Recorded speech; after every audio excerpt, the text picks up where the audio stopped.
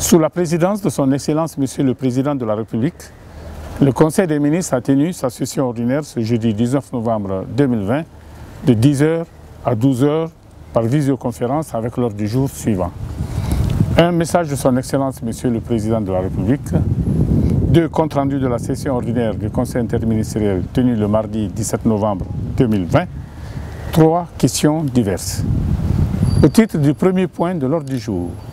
le Président de la République a invité le Premier ministre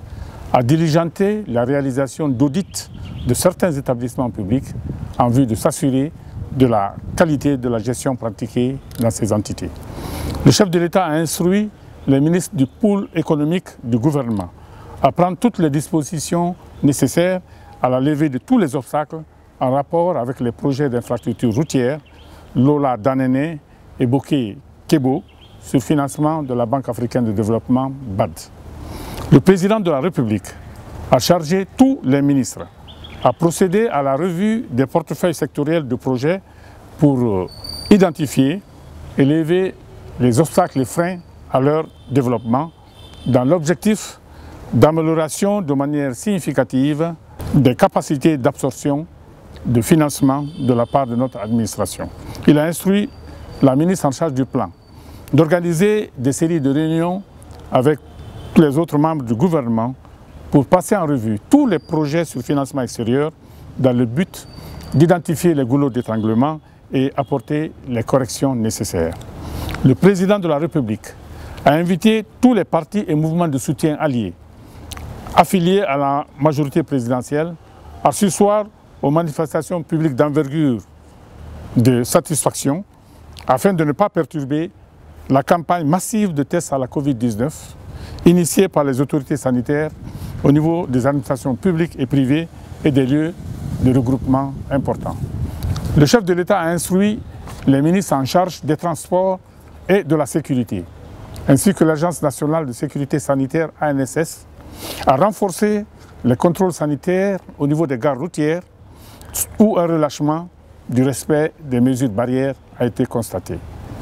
Le Président de la République a demandé au secrétaire général aux affaires religieuses, ainsi qu'au ministre en charge de l'administration du territoire, de veiller scrupuleusement au fonctionnement et au financement des organisations religieuses afin d'éviter de tomber dans un laxisme qui pourrait faciliter l'infiltration ou le soutien financier de certaines d'entre elles par des organisations djihadistes ou terroristes. Au deuxième point de l'ordre du jour, Monsieur le Premier ministre a fait le compte rendu de la session ordinaire du Conseil interministériel du mardi 17 novembre 2020. À ce titre, le Conseil a entendu successivement le ministre du Budget sur l'avant-projet de loi relatif au Code général des impôts, le ministre d'État en charge de l'industrie et des PME sur la situation des anciens travailleurs de la Salguidia et le ministre de la Pêche, de l'Aquaculture et de l'Économie maritime sur le raisonnement de 2 bateaux de pêche pirates dans nos eaux territoriales. Le ministre du Budget a soumis pour examen l'avant-projet de loi portant Code général des impôts de la République de Guinée. Il a indiqué que le projet de nouveau Code général des impôts est une révision complète du code actuel promulgué par la loi L 2004-001 AN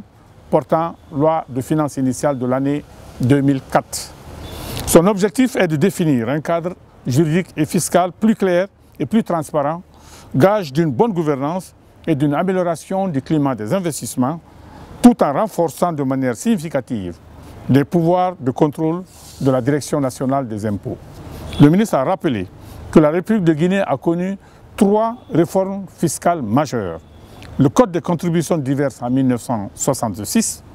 le Code des impôts directs de l'État en 1990 et l'institution de la taxe sur la valeur ajoutée, TVA, de la contribution financière unique, CFU, et de la taxe professionnelle unique, TPU, en 1995. Il a indiqué que le Code actuel présente des dysfonctionnements et insuffisances qui limitent la mobilisation des recettes intérieures et l'attractivité de notre pays. Il s'agit notamment des éléments ci-après. L'existence d'impôts dont l'assiette de recouvrement pose des problèmes de gestion pratique, l'absence de législation sur la taxation des transactions transfrontalières, l'accumulation anormale de crédits TVA dans certains secteurs économiques, l'éparpillement des procédures fiscales, droits et obligations des contribuables et leur caractère succinct. Le ministre a soutenu que la politique fiscale mise en œuvre par la République de Guinée depuis 2011 traduit la volonté des pouvoirs publics de promouvoir une fiscalité de développement, c'est-à-dire une fiscalité fondée sur la mobilisation optimale des ressources, l'amélioration du climat des affaires et la promotion de la croissance économique et sociale. Il a informé que le nouveau code ainsi élaboré permettra d'atteindre plusieurs objectifs à la fois, et notamment un accroissement du rendement budgétaire par l'élargissement de l'assiette fiscale, une amélioration de la qualité du dispositif fiscal aussi bien pour les praticiens de la matière fiscale que pour les contribuables, une meilleure justice fiscale et un meilleur consentement à l'impôt, un élargissement du champ couvert par le dispositif de lutte contre l'évasion fiscale, l'échange de renseignements avec les différentes administrations fiscales, un dispositif fiscal incitatif pour les investissements. Le ministre du Budget a indiqué que les changements significatifs en matière de politique fiscale visant à simplifier et à rationaliser le système fiscal ont également été introduits dans le nouveau texte. L'ensemble de ces changements a été adapté aux réalités guinéennes. Les principaux amendements proposés portent sur les impôts sur le revenu, les impôts locaux, la fiscalité indirecte, les droits d'enregistrement et les procédures fiscales. Le ministre a indiqué que le présent avant-projet comporte 7 titres et conserve la structure du Code général des impôts en vigueur. La principale nouveauté consiste en l'ajout d'un titre 6 concernant les procédures fiscales. Au terme des débats, le Conseil a donné son soutien au ministre tout en recommandant la prise en compte des observations formulées. Il a également invité le ministre à initier dans les meilleurs délais l'organisation d'un atelier de validation du projet avant son adoption définitive afin de favoriser la contribution d'acteurs publics et privés concernés comme les chambres consulaires, les ordres professionnels, etc. Le ministre de l'Industrie et des petites et moyennes entreprises a fait une communication relative à la situation des arriérés de salaire des anciens travailleurs de la Salguidia. Il a rappelé qu'un protocole d'accord a été signé le 15 novembre 2019 avec la société émirati Alsa Asset Management Limited d'Abu Dhabi à l'effet d'investir dans l'aménagement et l'exploitation des terres agricoles de l'ex-Salguidia dans la préfecture de Forcaria pour la production, la transformation industrielle, la commercialisation et l'exportation de l'ananas et d'autres produits maraîchers. C'est pourquoi la société Salguidia, fruit de la coopération guinéo-libyenne, a été dissoute par le décret D-2020-014 du 15 janvier 2020 et l'État guinéen a repris en pleine propriété tous les actifs en vue de leur transfert à un autre investisseur. Ainsi, la nouvelle société dénommée Société agro-industrielle guinéo-émirati, en abrégé SAGE SA, est une société anonyme d'économie mixte régie par les règles de l'OHADA et les dispositions de la loi 056 du 8 décembre 2017 portant gouvernance financière des sociétés et établissements publics et toute autre législation régissant les sociétés en République de Guinée. Le décret de dissolution de la Salguidia et la convention d'établissement de la nouvelle société SAGE SA disposent que le passif social, arriéré de salaire, droit de séparation, est à la charge du partenaire émirati pour le compte de la nouvelle société SAGE SA et le passif d'exploitation à la charge de l'État guinéen. À cet effet, les anciens travailleurs ont réclamé un montant de 9 milliards 828 millions de francs guinéens, dont 1 milliard 744 millions au titre des droits de séparation et 8 milliards 83 millions comme arriéré de salaire au 30 juin 2020. Cependant, le dernier paiement d'arriéré de salaire remonte au mois de mars 2014 sur la base d'un protocole d'accord signé par la direction générale de l'usine, la délégation syndicale des travailleurs de Salguidia et l'inspection générale du travail. À travers ce protocole, les parties sont convenues en particulier de ce qui suit. Le rappel des salaires met fin à toute réclamation de rémunération pendant toute la durée de rénovation et d'extension de l'entreprise. Les prochains salaires ne seront payés qu'à la reprise de la production, excluant tout paiement de rappel. Les parties renouvellent leur engagement à la préservation de la quiétude et de la paix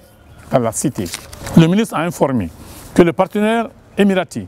continue son programme d'investissement qui laisse entrevoir une reprise rapide des activités de l'ex-Salguidia. Au cours des débats,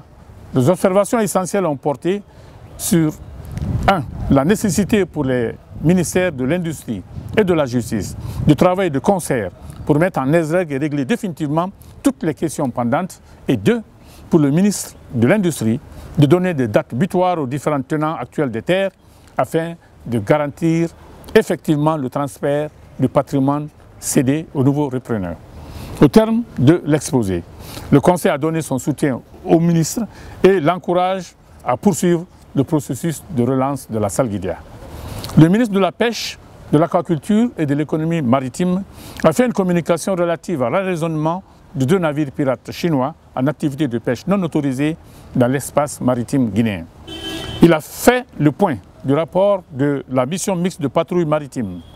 effectuée par le Centre national de surveillance, la police des pêches, CNSP, et la Marine nationale le 14 novembre 2020. Le ministre a indiqué que la mission mixte avait pour but de lutter et de contrecarrer la pêche illicite non déclarée, non réglementée, pêche INN, dans l'espace maritime guinéen. Le ministre a informé que la mission était spécifiquement destinée à l'arraisonnement des navires pirates Yang Min 8002 et Yang Ming 8032 en activité de pêche non autorisée dans l'espace maritime de la souveraineté de la République de Guinée. Il a souligné que suite au contrôle effectué sur les 2 navires arraisonnés, les constats suivants ont été enregistrés. L'absence de licence de pêche et d'observateur maritime guinéen à bord, l'absence de permis de navigation et de certificat sanitaire guinéen à bord, l'absence de matelot guinéen et de balises VMS guinéens à bord, la présence à bord de licences de pêche de Guinée-Bissau et de journaux de pêche, et la présence de 43 membres d'équipage, dont 16 Chinois et 27 Africains de différentes nationalités, à bord donc des 2 chalutiers. Les captures selon les déclarations verbales des capitaines sont estimées à 3 650 cartons de 20 kg de poissons, toutes catégories, toutes espèces confondues. Le ministre a informé que les navires ont été déroutés et accostés à quai